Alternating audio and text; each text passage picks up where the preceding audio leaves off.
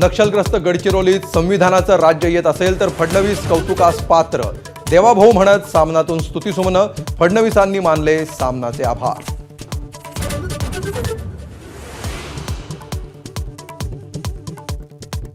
पुण्याच्या चाकणमधील ज्योतिबा फुले आणि सावित्रीबाई फुलेंच्या पुतळा अनावरण सोहळ्यासाठी पवार आणि भुजबळ एकाच मंचावर.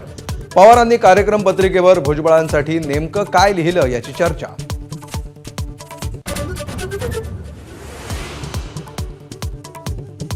नायगावमध्ये सावित्रीबाई फुले जयंतीच्या निमित्तानं फडणवीस भुजबळांचा एकत्र प्रवास. एकमेकांचं केलं तोंड भरून कौतुक, पण मंत्रिपदाबाबत चर्चा झाली नसल्याचं फडणवीसांचं स्पष्टीकरण.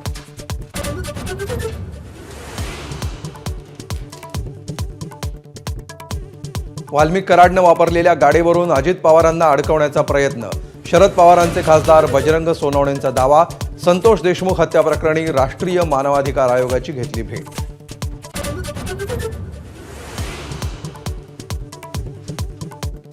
बीड प्रकरणावरून धनंजय मुंडेंच्या राजीनाम्यासाठी विरोधकांकडून दबाव वाढला.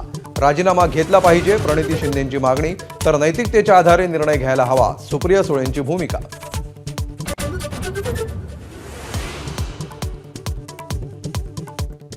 इलेक्शन फंडिंगच्या प्रकरणातून संतोष देशमुखांची हत्या. आमदार जितेंद्र आव्हाडांचा खळबळजनक आरोप. हत्या प्रकरणातील काही जणांची बदली वाल्मिक कराडनं केल्याचा सुरेश धस यांचा दावा.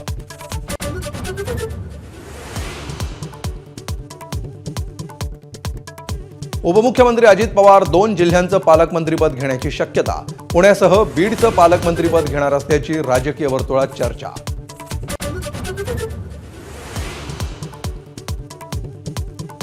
जितेंद्र आव्हाडांच्या पत्रकार परिषदेत ठाण्याच्या स्पेशल ब्रांच पोलिसांकडून व्हिडिओ शूटिंग.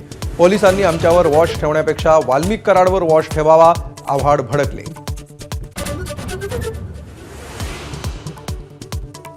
ठाण्यातल्या मुंब्र्यात हिंदी भाषिक फळ विक्रेत्याकडून मराठी तरुणाला शिवीगाळ. फळ विक्रेत्याला मराठीत बोलण्यास सांगितल्यानं आला राग. मराठी तरुणावरच गुन्हा दाखल. हा लहान मुलांचा वाद असल्याचं जितेंद्र आव्हाडांचं विधान.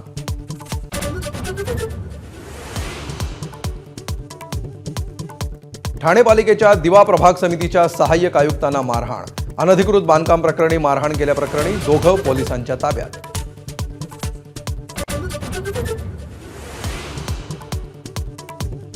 चालू आर्थिक वर्षात परकीय गुंतवणूक दुप्पट होण्याची शक्यता. 6 महिन्यातच 1,13,000 कोटींची गुंतवणूक झाल्याची मुख्यमंत्र्यांची माहिती.